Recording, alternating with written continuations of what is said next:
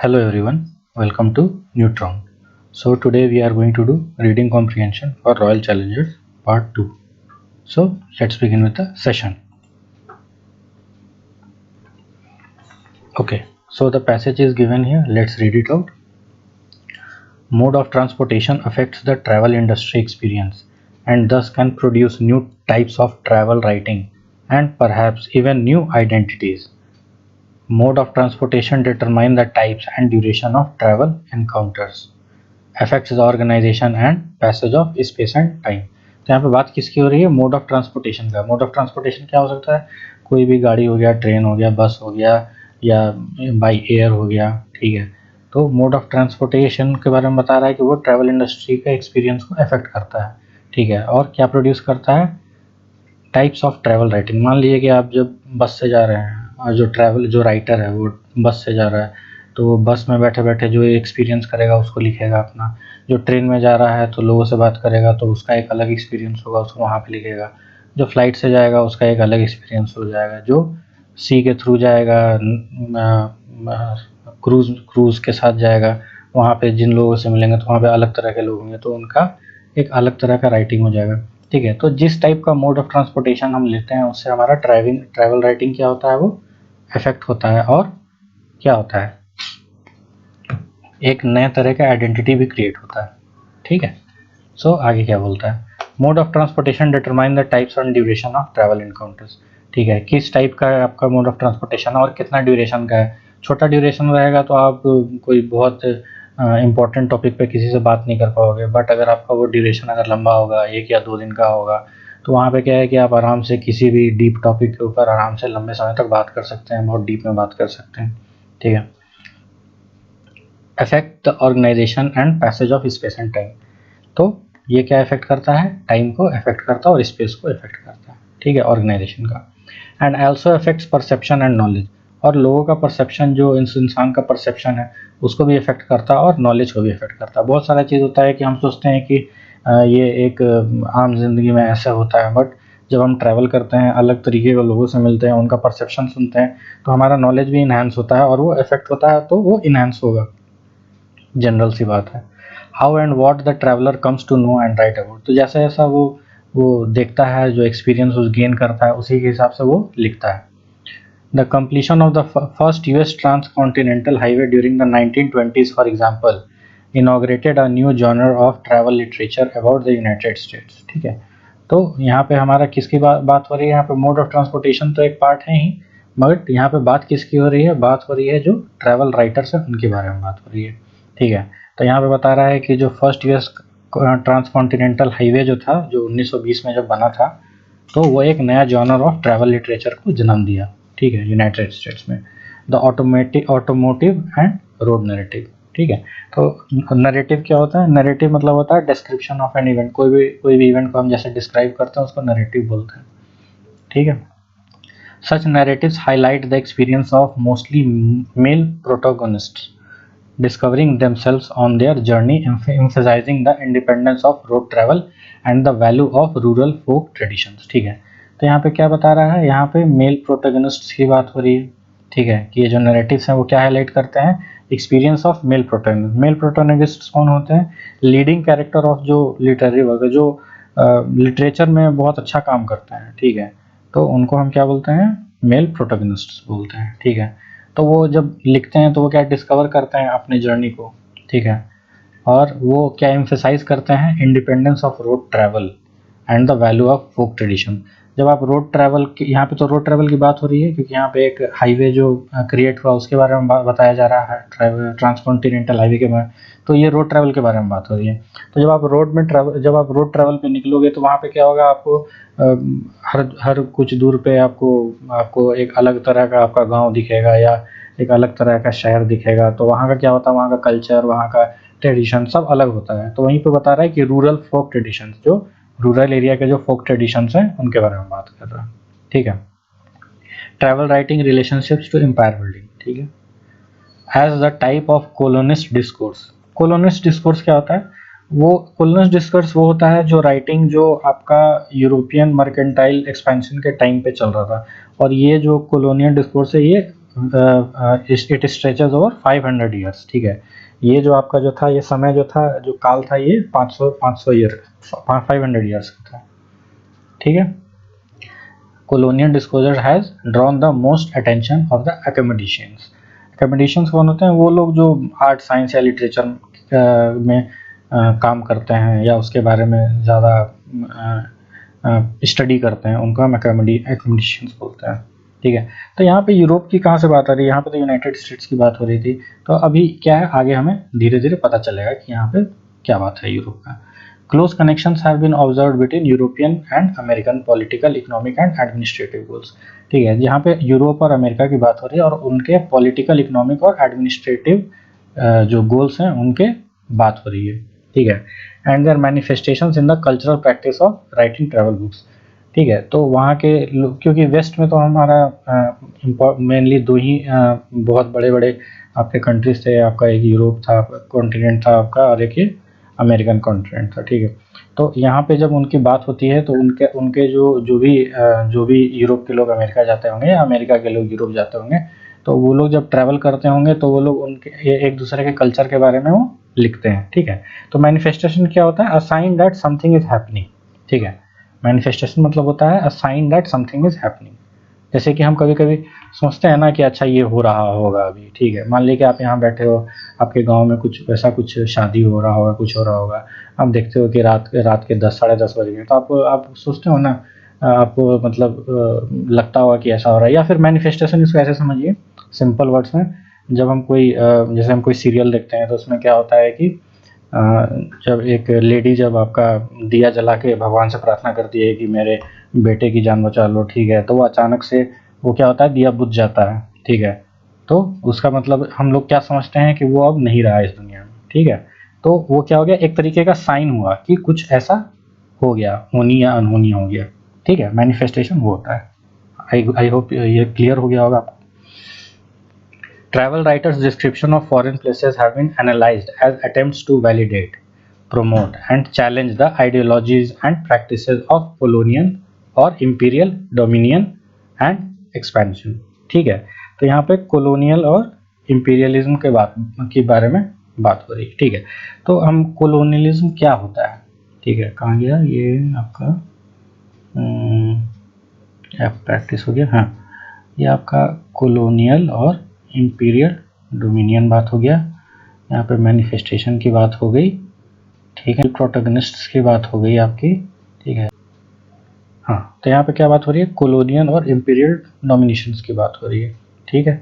तो हमको पहले ये समझना जरूरी है कि कोलोनियलिज्म क्या होता है और इंपीरियलिज्म क्या होता है। कोलोनियलिज्म ये होता है जो practice of subjugation of one people to another. जब एक इंसान दूसरे को दबा के रखता है या दबाने की कोशिश करता है तो वो क्या करता है, अपना कॉलोनी बढ़ाने की कोशिश करता है, तो उसको हम क्या बोलेंगे, कोलोनियलिज्म बोलेंगे, ठीक है।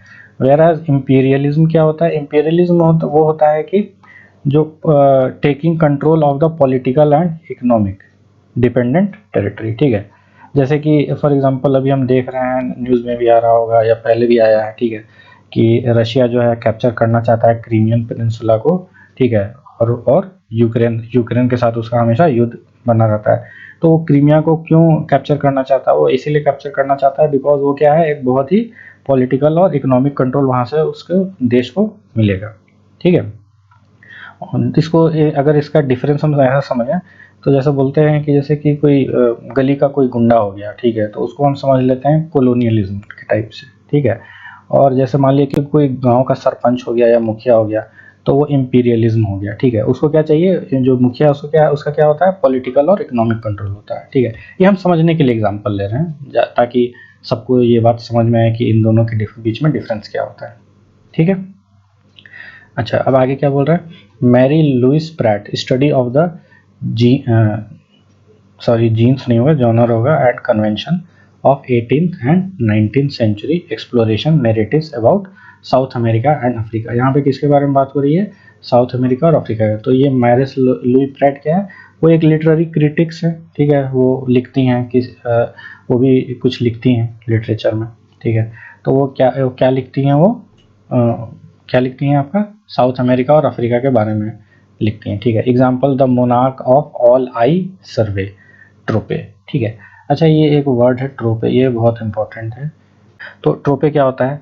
ट्रोपे क्या होता है? एक फिगरेटिव लैंग्वेज होता है वाया वर्ड, फ्रेज और एन इमेज, ठीक है। वो इमेज के तौर पर या फ्रेज के तौर पे या वर्ड के तौर पे जब हम किसी चीज़ को जब हम सिग्निफाई करते हैं या उसको हम इम्प्लाई करते हैं तो उसको हम क्या बोलते हैं? ट्रोपे बोलते हैं, ठीक है। तो ये क्या होता है? ये parts of figures of speech का पार्ट होता है ये, ठीक है। अब फिगर्स ऑफ स्पीच के बारे में कभी और डिस्कशन किया जाएगा डिटेल में कि क्या होता है, क्योंकि जनरली हम क्या होता है, हम पढ़ाई करते हैं, हम पार्ट्स ऑफ स्पीच के बारे में पढ़ते हैं, फिगर्स ऑफ स्पीच के बारे में बहुत कम लोगों ने सुना हुआ है, ठीक है। Offered ways of thinking about travel. अच्छा, ये जो monarch of all I survey है वो क्या है? ट्रोपे, ठीक है। Offered ways of thinking about travel writing as embedded within the relations of power between metropole and periphery, ठीक है। अच्छा, अब इसको पूरा गया, ठीक है।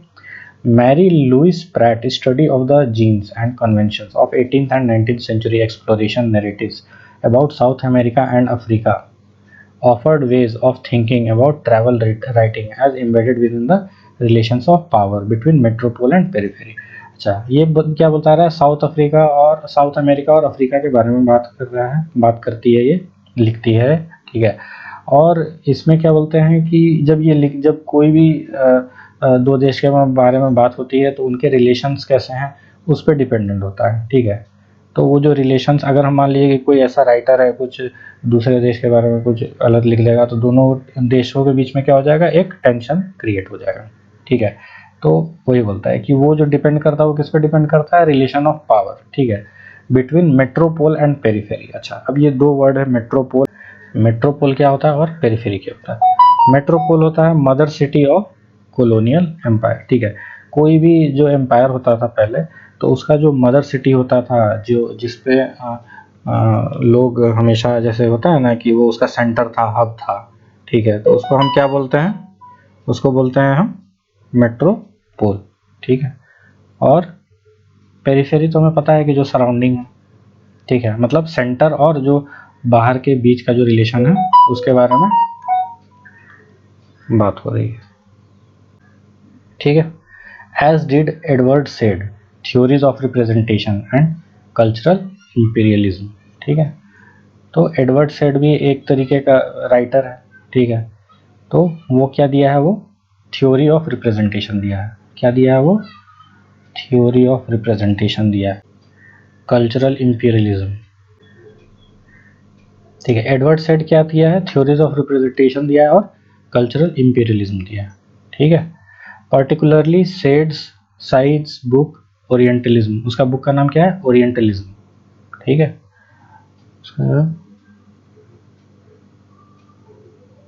बुक का क्या नाम है?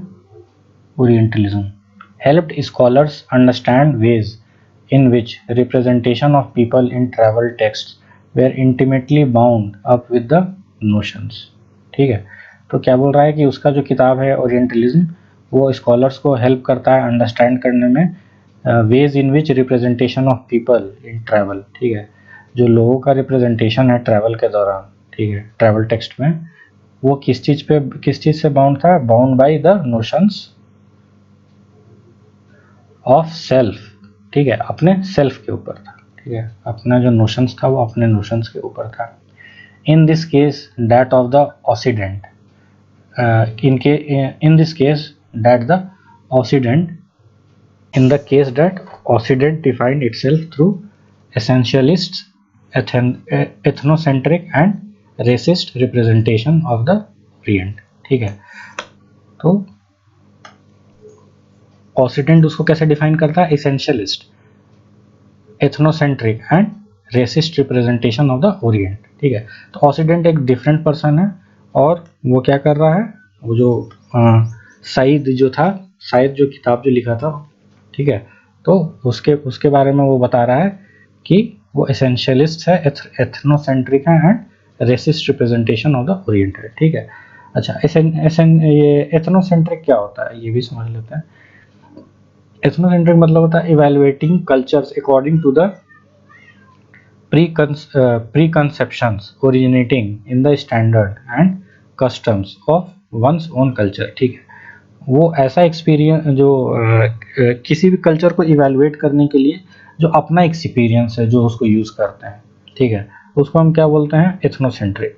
जैसे फॉर एग्जांपल कोई कानपुर से आया फॉर एग्जांपल, ठीक है, आपसे मिलने के लिए, और तो वो आपको वो बोले, वो मान लिया कुछ खरीदने गया या कुछ ऐसा करने गया, ठीक है, तो वो बोले कि हमारे यहाँ तो इस तरीके से होता था, ठीक है, आपके यहाँ दूसरे तरीके से होता है, हमारे यहाँ इस तरीके से होता है। तो वो अपने एक्सपीरियंस के बेसिस पे वो इवेलुएट करता है कल्चर्स को, ठीक है। वो बोलता है कि वो आपका कल्चर ख़राब है या सही है या डिफरेंट है, ठीक है, तो वो अपने एक्सपीरियंस के बेसिस पे बोलता है। Said's work became a model of demonstrating cultural form of imperialism in travel text, ठीक है। तो साइद का जो वर्क है, ठीक है, वो क्या बन गया, मॉडल ऑफ डिमॉन्स्ट्रेशन, ठीक है, वो क्या बन गया, model of demonstration demonstrating cultural forms of imperialism. तो साइद का बुक किस चीज़ पे फोकस किया हुआ, इंपीरियलिज्म पे, ठीक है, इन travel text, showing how the political, economic and administrative fact of dominance relies on legitimating discourses such as those articulated through travel writing, ठीक है। तो अभी हमने बात किया था इंपीरियलिज्म जो होता है वो पॉलिटिकल और इकोनॉमिक कंट्रोल लेने को बोलते हैं, ठीक है, तो उसका जो बुक है उसी चीज़ को शो करता है, ठीक है, तो उसके राइटिंग में भी वही दिखता है, ठीक है। अच्छा, अब नेक्स्ट क्या है पैराग्राफ, नेक्स्ट पैराग्राफ है फेमिनिस्ट जियोग्राफर्स। फेमिनिस्ट जियोग्राफर्स क्या होता है, फेमिनिस्ट जियोग्राफर्स वो होते हैं जो अपने एक्सपीरियंस पे बेसिस पे या किसी ग्रुप के एक्सपीरियंस के बेसिस पे फोकस करते हैं, ठीक है, उनको हम क्या बोलते हैं, फेमिनिस्ट जियोग्राफर्स, ठीक है। तो feminist geographers studies of travel writing challenge the masculinity history of geography by questioning who and what are relevant subjects of geographic study and indeed what counts as geographic knowledge itself, ठीक है। तो ये जो feminist हो गया, feminist के बारे में तो हम जानते हैं जो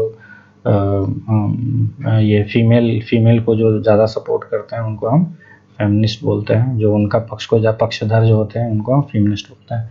तो फेमिनिस्ट जियोग्राफर्स जो हैं उनके बारे में क्या बता रहा है कि वो मैस्कुलिनिटी हिस्ट्री को चैलेंज कर रहे हैं, है ना, वो चैलेंज कर रही हैं किनको, मैस्कुलिनिटी हिस्ट्री, मतलब मेल डोमिनेंस समझ लीजिए, मेल डोमिनेंस को वो चैलेंज कर रहे हैं उनके राइटिंग को by questioning who and what are relevant subjects of geographic study. वो क्या क्वेश्चन कर रहे हैं कि who and what are the relevant subjects, क्या क्या रेलेवेंट सब्जेक्ट्स हैं जियोग्राफिक स्टडी का, ठीक है, and indeed what counts as a geographic knowledge, geographic knowledge होता क्या है उसको पूछ रहे हैं, वो क्वेश्चन कर रही हैं वो लोग, ठीक है। Such questions are worked through ideologic constructs pose men as explorers and women as travelers। तो ये टाइप के जो क्वेश्चंस हैं वो एक क्वेश्चन क्रिएट कर रहे हैं माइंड में, क्या, जहाँ पे लोगों के दिमाग में बैठा होता है कि मेन एज एक्सप्लोरर्स, मेन को हम लोग जो है एक्सप्लोरर्स की तरह देखते हैं और वुमेन को किस तरीके से देखते हैं, एज ट्रैवलर्स की तरह देखते हैं, ठीक है। और कन्वर्सली मतलब कि vice versa, men as travellers, ठीक है, men as travellers and women as tied to the home, ठीक है, जहाँ ऑन द अदर हैंड जहाँ पे मेन को हम एज ट्रैवलर्स देखते हैं और वुमेन को देखते हैं जो घर से बंधी होती हैं या जो घर के कामकाज करती हैं, ठीक है, जो गृहिणी होती है उनको बारे में बोल रहा है, ठीक है। स्टडीज ऑफ विक्टोरियन वुमेन, ठीक है, ये विक्टोरियन वुमेन के बारे में बात हो रहा है, ठीक है। स्टडी जो विक्टोरियन वुमेन पे जो स्टडी हुआ है तो बोल रहा है कि studies of Victorian women who were professional writers, जो प्रोफेशनल राइटर्स थे, टूरिस्ट थे, वाइफ्स ऑफ कोलोनियल एडमिनिस्ट्रेशन, जो कोलोनियल एरा में जो भी एडमिनिस्ट्रेशंस में रहते थे तो उनकी जो वाइफ्स होती थी, ठीक है, तो उनका जो स्टडी है, उन्होंने जो स्टडी किया, ठीक है, तो क्या बताता है, and other mostly elite women, जो हायर रैंक वुमेन्स हैं, who wrote narratives about their experience, और वो वुमेन जो उस समय के जो कॉलोनियल पीरियड के जो थी, जो कॉलोनियल एडमिनिस्ट्रेटर्स की वाइफ्स जो थी, ठीक है, तो वो लोग जो अपना नैरेटिव बताती हैं, ठीक है, they wrote their own narrative about the experiences abroad during the 19th century. वो 19th सेंचुरी का एक्सपीरियंस बताती हैं जब वो अब्रॉड में थी। हैव बीन पार्टिकुलरली रिवीलिंग, वो काफ़ी रिवीलिंग है, ठीक है। From a liberal feminist perspective travel presented one means towards the female liberation for middle and upper class Victorian women. ठीक है, क्या बोल रहे हैं यहाँ पे? From a liberal feminist perspective, एक आज़ाद फेमिनिस्ट सोच, ठीक है, तो वो travel presented one means towards female liberation, तो वो जो ट्रैवल है वो क्या प्रेजेंट करता है? फीमेल का लिबरेशन, आज़ादी को, और वो किस क्लास को कंसिडर कर रहा है? वो मिडिल क्लास और अपर क्लास को कर रहा है। ठीक है, Victorian women, middle and upper class Victorian women. Many studies from the 1970s onwards demonstrated the ways in which women's gendered identities were negotiated differently at home। मतलब 1970s के बाद में क्या बताया जा रहा है कि वुमेन का आइडेंटिटी जो था उसको डिफरेंट तरीके से नेगोशिएट किया जाता है घर में और बाहर में। ठीक है, at home then they were away, मतलब जब वो घर पे रहते थे तब डिफरेंट होता था, और जब बाहर पे होते थे तो उनका डिफरेंट तरह का आइडेंटिटी होता है। Thereby showing women's self development through travel. इसका मतलब ये बोल रहा है कि जब वो बाहर ट्रैवल करती थी, जब वो फार अवे फ्रॉम होम रहते थे, वो जब वो ट्रैवल करते थे तो उनका क्या होता था? सेल्फ डेवलपमेंट होता था। ठीक है, वो अपने आप को सेल्फ डेवलप करती थी। ठीक है, किस तरीके से? Through travel. The more post structural turn in studies of Victorian travel writing has focused attention on women's diverse and fragmented identities। ठीक है, तो जो पोस्ट स्ट्रक्चरल जो रिफॉर्म हुए, ठीक है, तो विक्टोरियन ट्रैवल राइटिंग में क्या बता रहा है कि वो फोकस किया था किस पे? Women's diverse and fragmented identities. ठीक है, जैसे वुमेन को हम बहुत तरीके से देखते हैं। ठीक है, जो घर में माँ होती है वो होता है, जो बाहर वो लेडी जो बाहर जाती है वही पर्सन। ठीक है, तो वो जब वो जिस क्षेत्र में जाती है तो उनका एक अलग आइडेंटिटी क्रिएट हो जाता है। ठीक है, तो उसी हिसाब से वो नरेट करते हैं अपने ट्रैवल एक्सपीरियंस को। ठीक है, जब वो घर पर रहते हैं तो उनका एक अलग एक्सपीरियंस होता है उन वुमेन का, और वही वुमेन जब बाहर निकल जाती हैं तो उनका जो ट्रैवल करती हैं तो उनका एक अलग एक्सपीरियंस होता है। Emphasizing women's sense of themselves as women in new location, मतलब वुमेन जब न्यू लोकेशन पे जाती हैं तो उनका एक अलग आइडेंटिटी होता है। ठीक है, but only as they work through their ties to nation, class, whiteness and colonial and imperial power structures. ठीक है, और वो सिर्फ तभी जब only as they work through their ties to nation, class, whiteness, colonial and imperial power structures. ठीक है, तो by this we come to the end of the reading comprehension। हम देखते हैं इसके क्वेश्चन आंसर। ठीक है, तो पहला क्वेश्चन क्या बोल रहा है? According to the passage Said's book Orientalism, ठीक है, वो क्या बता रहा है? ठीक है, argue that cultural imperialism was more significant than colonial domination. ऐसा तो कुछ बात नहीं किया है, हमको तो नहीं लगता है कि ऐसा कुछ बात किया है। ठीक है, वो तो इंपीरियलिज्म के बारे में ही बात किया है। ठीक है, demonstrated how cultural imperialism was used to justify colonial domination। ठीक है, हाँ ये सही लग रहा है मेरे को। ठीक है, क्योंकि वो कल्चरल इंपीरियलिज्म की बात कर रहा है। अच्छा, हम थोड़ा पीछे चल के देख लेते हैं अगर किसी को समझने में दिक्कत आ रही है तो। ठीक है, यहाँ पे क्या बोल रहा है? ठीक है, Mary Louise Pratt study of the genes of 18th and 19th century exploration narratives about South America and South Africa, example the Monroe College survey trope offered ways of thinking about travel writing as embedded within the relations of power between metropole and periphery, as did Edward Said। ठीक है, तो जैसे Mary Louise Pratt study कर रही थी, ठीक है, वो किस पे कर रही थी? कॉलोनियल और इंपीरियल डोमिनेशन के ऊपर। ठीक है, और एडवर्ड सेड जो था वो किस पे कर रहा था? कल्चरल इंपीरियलिज्म के ऊपर। ठीक है, तो यहाँ से हमें पता चल रहा है कि ये बी जो है हमारा ऑप्शन है वो सही है। ठीक है, अब क्या बोल रहा है? From the passage, question number 2, from the passage we can infer that travel writing is most similar to. ठीक है, अच्छा, हमने इसमें टोटल रीडिंग कॉम्प्रिहेंशन में हमने ट्रैवल राइटिंग के बारे में ही बात किया है। ठीक है, तो ट्रैवल राइटिंग के बारे में हमने एक चीज़ हमको एक समझ में आया कि हर इंसान का अपना एक अलग एक्सपीरियंस होता है। ठीक है, और जो अपना एक्सपीरियंस होता है वो उसी एक्सपीरियंस को वो क्या करता है? वो जॉट डाउन करता है और वो किताब लिख देता है या उसके बारे में कुछ आर्टिकल लिखता है। ठीक है, तो यहाँ पे बोल रहा है कि किस टाइप का राइटिंग से वो सिमिलर है। तो ऑटोबायोग्राफी में हम क्या लिखते हैं, अपनी आत्मकथा लिखते हैं, ठीक है। तो जो अपनी आत्मकथा लिखते हैं तो मतलब कि अपना पर्सपेक्टिव लिख रहे हैं, हम क्या सोचते हैं, हम अपने लाइफ में जो एक्सपीरियंस किया उससे मेरा क्या निष्कर्ष निकलता है, ठीक है। तो ऑटोबायोग्राफिकल राइटिंग जो है वो सिमिलर है किसके, ट्रैवल राइटिंग के, ठीक है। समझ में आ गया होगा, ठीक है। Moving on to the next question. From the passage, we can infer that feminist scholars' understanding of the experience of Victorian women travelers is influenced by all the following except क्या, except क्या कर रहा है, ठीक है। अच्छा, यहाँ पे क्लास टेंशन्स के बारे में तो बात नहीं हो रही है, ठीक है।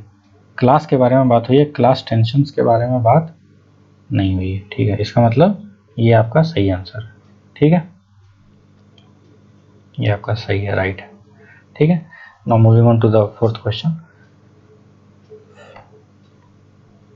From the passage, it can be inferred that scholars argue that Victorian women experienced self-development through their travels because क्यों कर रहा था, क्यों एक्सपीरियंस कर रहा था self development through their travel, because they were on a quest to discover their diverse identities, ठीक है, बिल्कुल। क्योंकि यहाँ पे बता रहा है कि वुमेन जब घर पे रहती हैं तो उनका एक अलग आइडेंटिटी होता है और जब वो बाहर रहती हैं तो उनका एक अलग आइडेंटिटी होता है, ठीक है। तो यहाँ पे डाइवर्स आइडेंटिटी के बारे में बात हो रही है, ठीक है। So moving on to the next slide, ठीक है। फिफ्थ क्वेश्चन क्या है, American travel literature of the 1920s, अच्छा वो क्या बता रहा है, celebrated the freedom that travel gives, ठीक है, showed participation in local tradition, presented travelers discovery of their identity as different from others, developed the male protagonist desire, ठीक है। ये सब गलत है, सिर्फ पहला वाला सही है, ठीक है। Celebrated the freedom that travel gives, ठीक है। इसको हम यहाँ पे भी देख सकते हैं, पैसेज में जाके भी देख सकते हैं। सो हमने यहाँ पे काफ़ी बहुत इंपॉर्टेंट वर्ड्स हमने देखे हैं, ठीक है। तो उसका मीनिंग समझना और उसको दिमाग में याद रखना बहुत ज़रूरी है, इसीलिए मैंने उसे एक अलग से एक स्लाइड में मैंने सारे वर्ड्स को ले लिया है, ठीक है।